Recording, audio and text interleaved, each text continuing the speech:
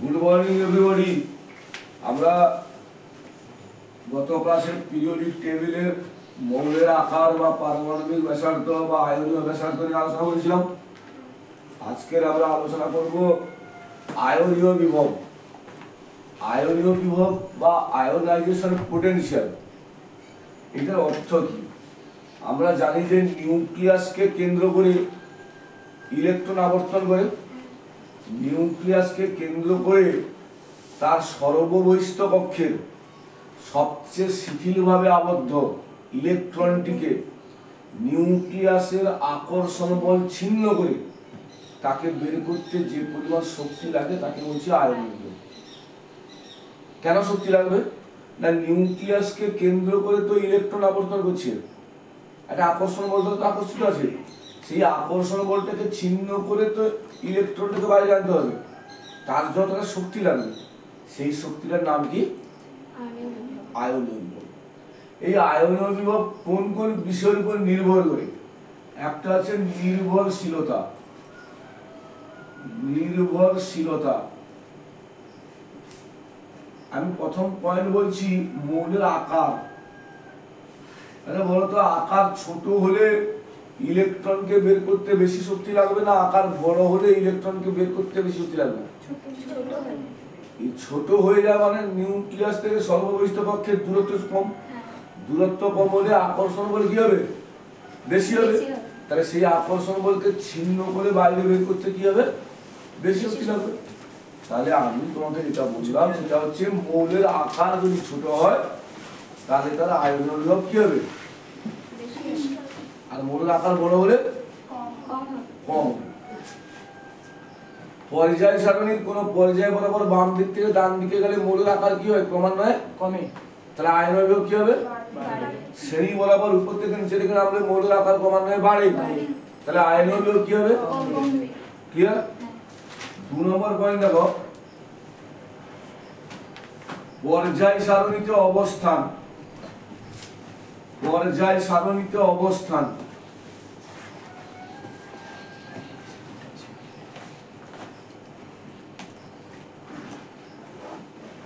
তোমার কি ঠান্ডা তৈরি হয়েছে? পর্যায় সারণীতে অবস্থান, ধরো একটা মৌল তৃতীয় শ্রেণীতে আছে আর একটা মৌল পঞ্চম শ্রেণীতে আছে। একটা মৌল তৃতীয় শ্রেণীতে আছে, একটা মৌল, তাহলে কার আকার ছোট? তৃতীয় শ্রেণীর মৌলের আকার ছোট না পঞ্চম? তাহলে পঞ্চম শ্রেণীর মৌলের আয়নীয় বিভব বেশি হবে, আয়নীয় বিভব বেশি হবে না তৃতীয় শ্রেণী বেশি হবে? তাহলে পঞ্চম শ্রেণীর মৌলের আয়নীয় বিভব বেশি হবে। সি হচ্ছে ইলেকট্রন বিন্যাস। ইলেকট্রন বিন্যাস, ধরো এ একটা মৌলের সর্ববহিস্থ কক্ষে ইলেকট্রন আছে NS1, বি মৌলের সর্ববহিস্থ কক্ষে ইলেকট্রন আছে NS2। তাহলে এ মৌলের ইলেকট্রন বিন্যাসটা সুস্থিত না বি মৌলের ইলেকট্রন বিন্যাসটা সুস্থিত? কেননা বি মৌলের হচ্ছে এস উপকক্ষ ফুলফিল আর এ হচ্ছে হাফ ফিল। তাহলে কার ইলেকট্রনটাকে বের করতে বেশি এনার্জি লাগবে? বি। তাহলে বি মৌলের আয়নীয় বিভব বেশি হবে। কি রে সুস্মিতা, বুঝতে পারছিস? তাহলে বি মৌলের আয়নীয় বিভবটা বেশি হবে। এইবার দেখো, আমাদের তো মাল্টিপল চয়েসে কি ধরনের কোশ্চেন থাকবে? আমাদের কোশ্চেন এরকম থাকবে, বলবো যে বেরিলিয়াম, দিলে তোমাকে লিথিয়াম আর বেরিলিয়াম এই দুজনের মধ্যে কার আয়নীয় বিভব বেশি হবে? দেখো আমি কিভাবে ব্যাখ্যা করবো? আমি ব্যাখ্যা করবো এইভাবে, লিথিয়ামের তো 3টা ইলেকট্রন, 1s2 2s1, এর 1s2 2s2। কার ইলেকট্রন বিন্যাসটা সবচেয়ে সুস্থির? কারণ তার সর্ববহিস্থ কক্ষ ফুলফিল, তাহলে এখান থেকে ইলেকট্রন বের করতে বেশি এনার্জি লাগবে, যার জন্য লিথিয়ামের চেয়ে বেরিলিয়ামের আয়নীয় বিভবটা বেশি। বুঝতে পারছো? সোডিয়াম ম্যাগনেসিয়াম, কার আয়নীয় বিভব বেশি হবে? Sodium magnesium. ভালো করে দেখো, সোডিয়ামের 11 নিয়ন 3s1, এর নিয়ন 3s2। কার আয়নন বেশি হবে? ম্যাগনেসিয়াম। কারণ তার সর্ববহিষ্ঠ কক্ষ ফুলবি। ইংরেজি বুঝতে পারছো? শুধু মিথ্যা কথা। এবার নেক্সট দেখো, একটা জিনিস দেখো, ধরো আমি তোমাকে একটা কথা বলছি, একটা মৌলের সর্ববহিষ্ঠ কক্ষের একটা ইলেকট্রন বের করতে ধরো মনে করো আমার E1 এনার্জি লাগে। শুভঙ্কর, একটা মৌলের সর্ববহিষ্ঠ কক্ষের প্রথম ইলেকট্রনটা বের করতে আমার E1 পরিমাণ শক্তি লাগে, তারপরের ইলেকট্রনটাকে বের করতে বেশি শক্তি লাগবে না কম শক্তি লাগবে বলতো? যখন প্রথম ইলেকট্রনটাকে আমি বের করে নিলাম তাহলে তো ইলেকট্রন সংখ্যা কমে গেল, কিন্তু নিউক্লিয়াসের প্রোটন সংখ্যা। তাই এখন আকর্ষণ বলটা দ্বিতীয় ইলেকট্রনের আকর্ষণ বলটা বেশি হয়ে গেল কম হয়ে গেল? বেশি হয়ে গেল তো। তাহলে তার জন্য আমাদের যদি আবার E2 লাগে শক্তি, তাহলে E1 বলবো না E2 বলবো? তাহলে E3 ক্ষেত্রে কি হবে? আরো বড় হবে, এরকম dot dot dot dot EN যত। তাহলে যে কোনো মৌলের প্রথম ইলেকট্রনের আয়তন হচ্ছে দ্বিতীয় বেশি, দ্বিতীয় হচ্ছে তৃতীয় বেশি, তৃতীয় হচ্ছে চতুর্থ বেশি, যত যাবো তত আয়তন বেশি হবে। এর এককটা হচ্ছে আয়তন বিভবের একক হচ্ছে কিলোজুল পার মোল। কিলোজুল, এটা হচ্ছে এর কোশ্চেন, বান্ধবীর কোশ্চেন যে আয়তন বিভবের একক কি, তাহলে আয়তন বিভবের একক হচ্ছে কিলোজুল পার মোল।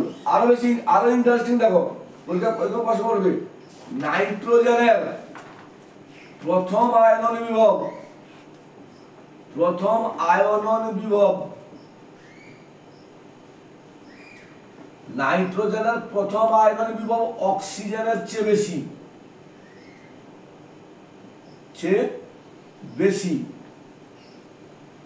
দ্বিতীয় আয়নন বিভবের ক্ষেত্রে, দ্বিতীয় আয়নন বিভবের ক্ষেত্রে, আয়নন বিভবের ক্ষেত্রে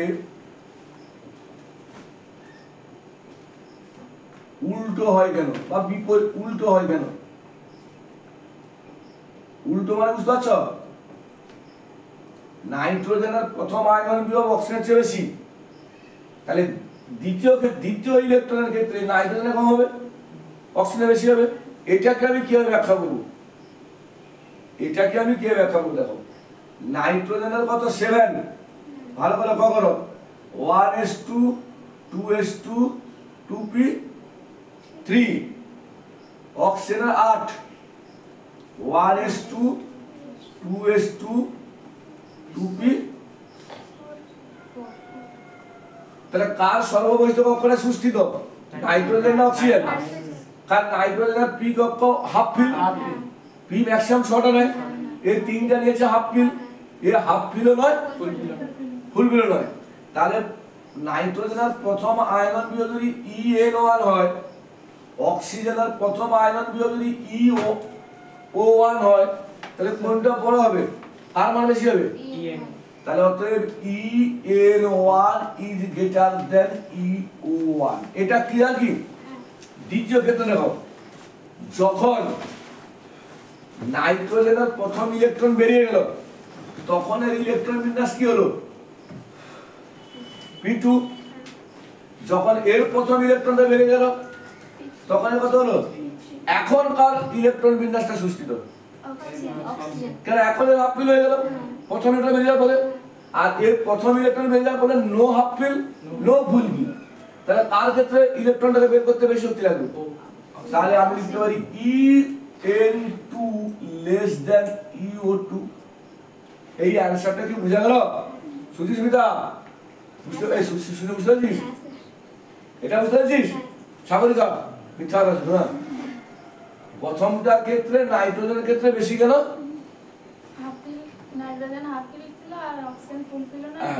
দ্বিতীয় ক্ষেত্রে নাইট্রোজেন হাফ ফিল নয় ফুল ফিল নয়, কিন্তু অক্সিজেন হচ্ছে বসা। বুঝতে পারছো? হ্যাঁ, আচ্ছা নেক্সট কোশ্চেন চলে যাই। দেখো, সেটাও খুব গুরুত্বপূর্ণ প্রশ্ন। একটা কোশ্চেন থাকে,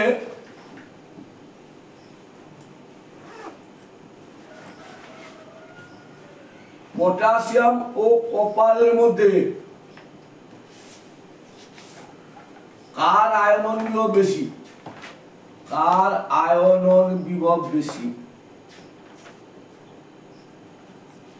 কার আয়নন বিভব বেশি? পটাশিয়াম এবং কপারের মধ্যে কার আয়নন বিভব বেশি?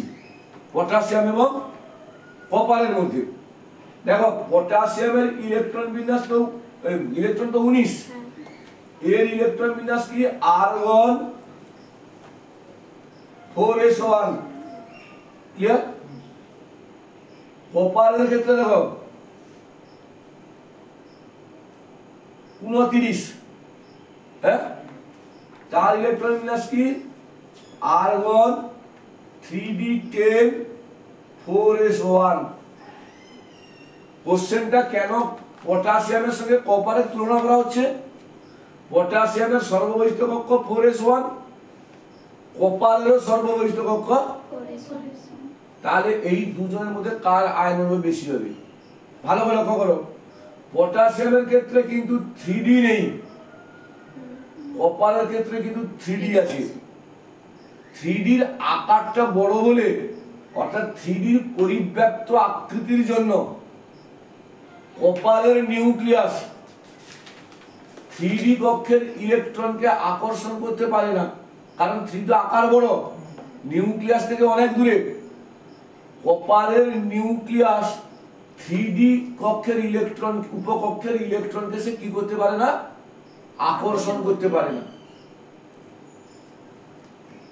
পটাশিয়ামের 4s কক্ষের ইলেকট্রনকে পটাশিয়ামের নিউক্লিয়াস আকর্ষণ করে, কপারের নিউক্লিয়াস আকর্ষণ করে 4s এর ইলেকট্রনকে, এবং 3d এর ইলেকট্রনকে আকর্ষণ করতে পারে না বলে সেই আকর্ষণ বলটা কার উপর গিয়ে পড়ে?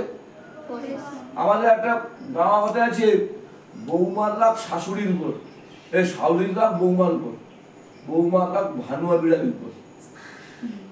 শাশুড়ি বৌমাকে বকছে, বৌমা শাশুড়িকে বকতে পারছে না। বৌমা কি করছে, পায়ে বিড়াল যাচ্ছে, বিড়াল গা থেমে দিয়েছে। তার মানে 3d পরিব্যাপ্ত আকৃতির জন্য কপারের নিউক্লিয়াস 3d ইলেকট্রনকে আকর্ষণ করতে পারে না বলে সেই আকর্ষণ বলটা কার বলিয়ে বলে? তাহলে 4s এর ইলেকট্রনকে কপারের নিউক্লিয়াস এমনিতে আকর্ষণ করে, আবার 3d পরিব্যাপ্ত আকৃতির জন্য তার আকর্ষণটা কার বলিয়ে বলে? আর এখানে শুধু 4s এর উপর এর নিউক্লিয়াস আকর্ষণ করছে, তাহলে এর ক্ষেত্রে দুটো আকর্ষণ কাজ করছে। এই যে 3d কক্ষের পরিব্যাপ্ত আকৃতির জন্য নিউক্লিয়াস 3d ইলেকট্রনকে কপার আকর্ষণ করতে পারছে না, এই ঘটনাটাকে আমরা বলি আবরণী প্রভাব, শিল্ডিং ইফেক্ট। তাহলে এখানে কপারের 4s কে ইলেকট্রনকে আকর্ষণ করে কপারের নিউক্লিয়াস, আর 3d এর আবরণী ক্ষমতার জন্য আকর্ষণ করছে। তাহলে কার ক্ষেত্রে 4s এর উপর বেশি আকর্ষণ কাজ করে? সেই জন্য কপারের সর্ববহিষ্ঠ কক্ষ থেকে ইলেকট্রনকে বের করতে বেশি পরিমাণ, এই জন্য পটাশিয়ামের চেয়ে কপারের আয়নন বিভবটা, বুঝতে পারছো শান্তনু? হ্যাঁ, বাস। নেক্সট দেখো,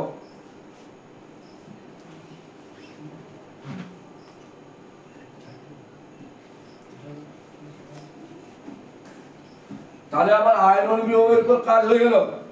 হ্যাঁ, আয়নন বিভব নিয়ে এই যে সমস্ত প্রশ্নগুলো আলোচনা করলাম এর উপর কিন্তু পড়বে, মানে মাল্টিপ্লাস পড়বে। এবার আমি চলে যাব ইলেকট্রোনেগেটিভিটি। হ্যাঁ, ইলেকট্রোনেগেটিভিটি।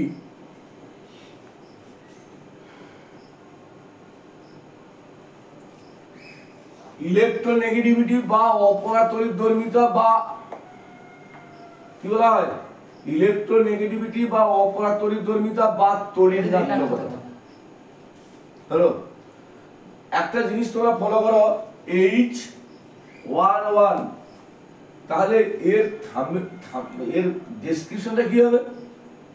আয়নীয় বিভব, ইলেকট্রোনেগেটিভিটি, আর একটা আসবে ইলেকট্রন অ্যাফিনিটি।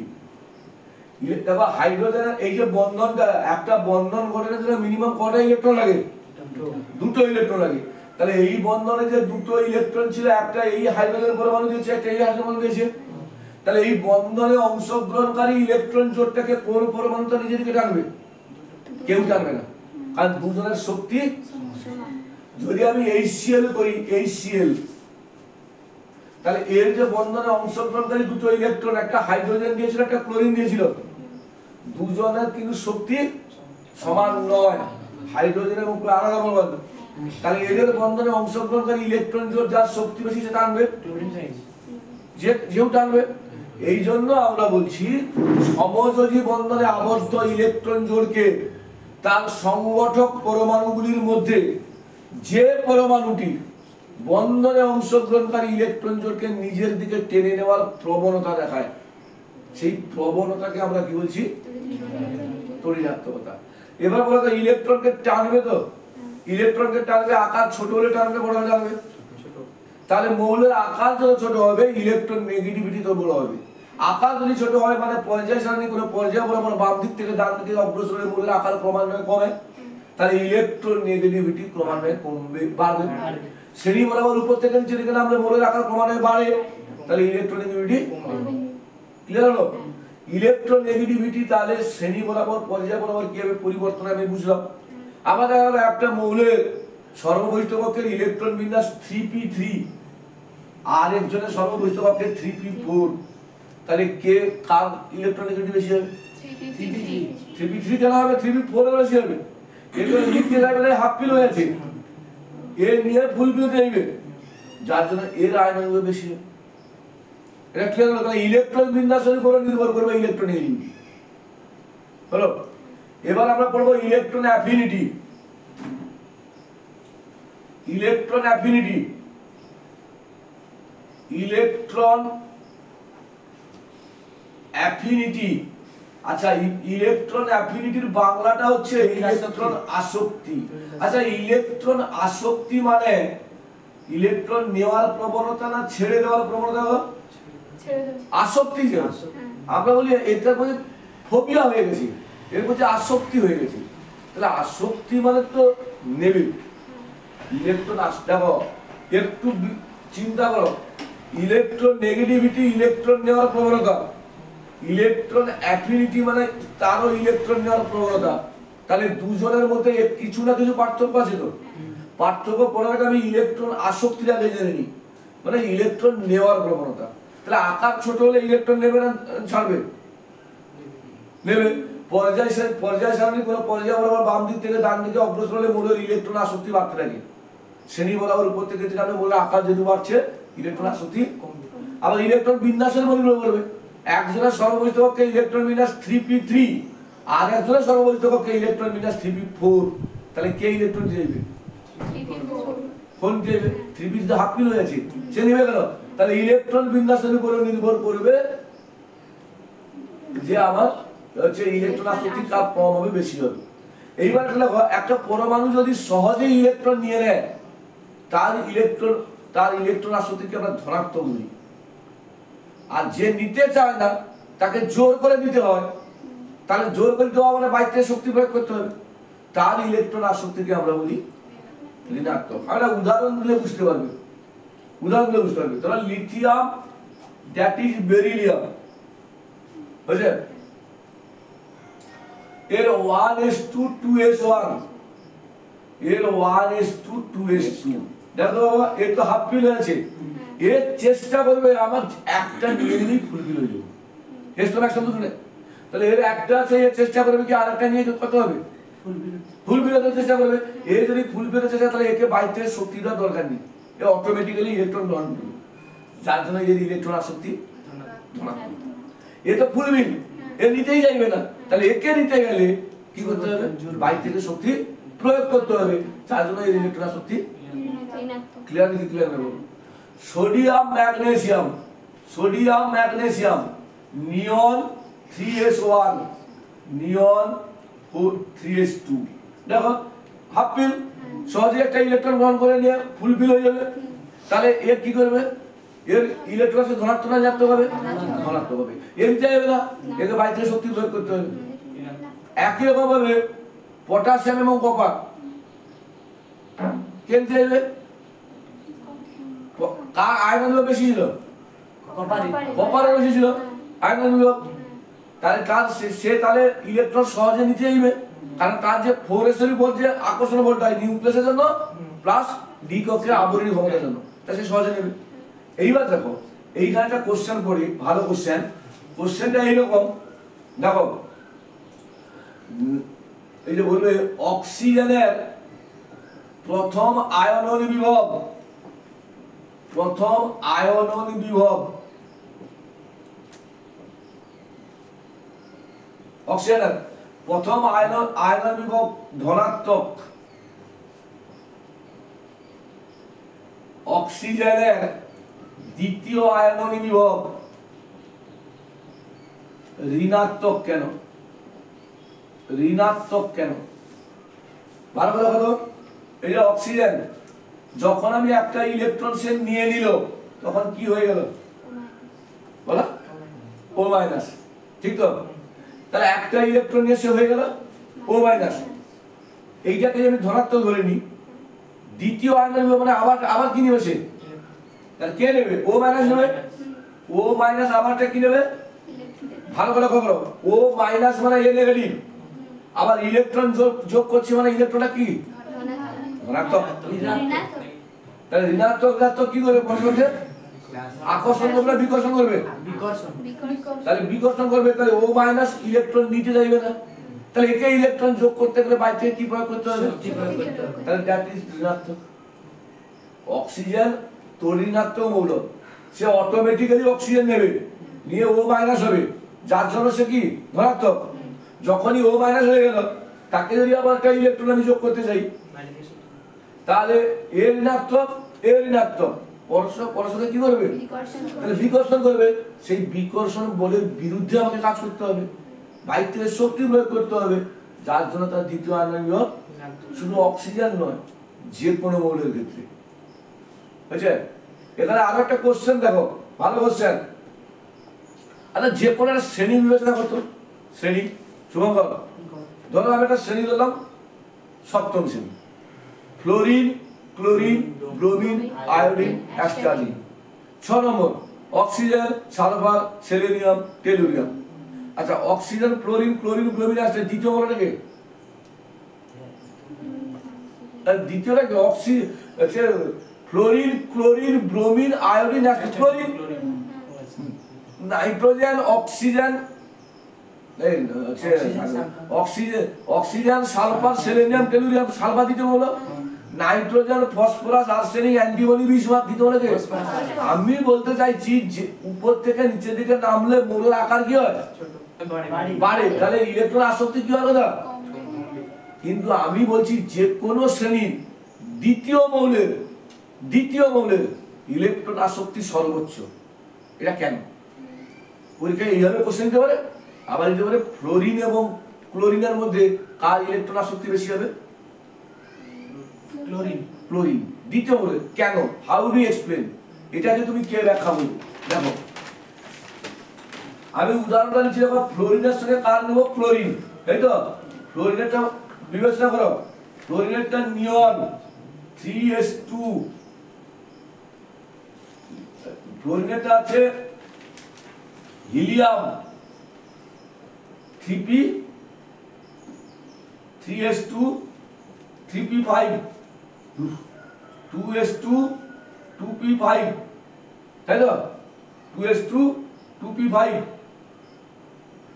2s2 2p5।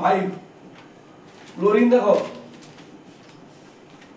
নিয়ন 3s2 3p5 হলো। হ্যাঁ, এবার 2p আকার বড় না 3p আকার বড়? বলো 3p আকার বড়। তাহলে 2p আকার ছোট বলে তার প্রতি একক ক্ষেত্রফলে তাতেও 5টা ইলেকট্রন আছে, 3p তেও 5টা ইলেকট্রন আছে। তাহলে 2p এর ক্ষেত্রে প্রতি একক ক্ষেত্র বলে ইলেকট্রনের ঘনত্ব বেশি না 3p তে বেশি? 2p তে বেশি, ছোট জায়গায় 5টা আছে। তাহলে ইলেকট্রনগুলো পাশাপাশি থাকলে পরস্পর কি করবে? আবার ইলেকট্রন বিকর্ষণ করে। আরে সমজাতীয় তড়িৎ পরস্পরকে কি করে? তাহলে বিকর্ষণ করবে। তাহলে ইলেকট্রনগুলো বেরিয়ে যাওয়ার চেষ্টা করবে, সে নেবে কেন? সে নিলে তো আরো বিকর্ষণ হবে। কিন্তু 3p আকার বড় বলে তার প্রতি একক ক্ষেত্র বলে ইলেকট্রনের ঘনত্ব কম, ফলে সে সহজ ইলেকট্রন নিতে পারবে।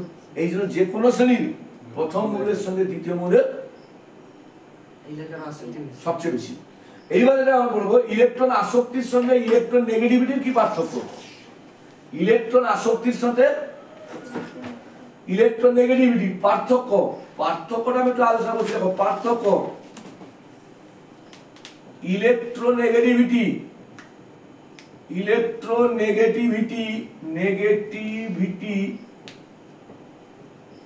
ও ইলেকট্রন আসক্তি। ভালো করে দেখো, সবটাই তোমরা জানো, যেগুলো বলো সবটাই তোমরা জানো। ইলেকট্রন আসক্তি মৌলের ক্ষেত্রে প্রযোজ্য, ইলেকট্রন নেগেটিভিটি যৌগের ক্ষেত্রে প্রযোজ্য। ইলেকট্রন আসক্তি মৌল ইলেকট্রন গ্রহণ করবে অড নাম্বার আর ইভিন নাম্বার, মানে একটা নিতে পারে, দুটো নিতে পারে, তিনটা নিতে পারে, চারটা নিতে পারে, মানে বিজোড় সংখ্যা নিতে পারে। কিন্তু ইলেকট্রন নেগেটিভিটি কি হয়েছিল, বন্ধনে অংশগ্রহণকারী ইলেকট্রন জোড়কে টানার প্রবণতা, মানে ইলেকট্রন নেগেটিভিটিতে জোড়ায় ইলেকট্রন গ্রহণ করে, আর ইলেকট্রন আসক্তি জোড় সংখ্যায় বা এটা মৌলের ক্ষেত্রে প্রযোজ্য। এটা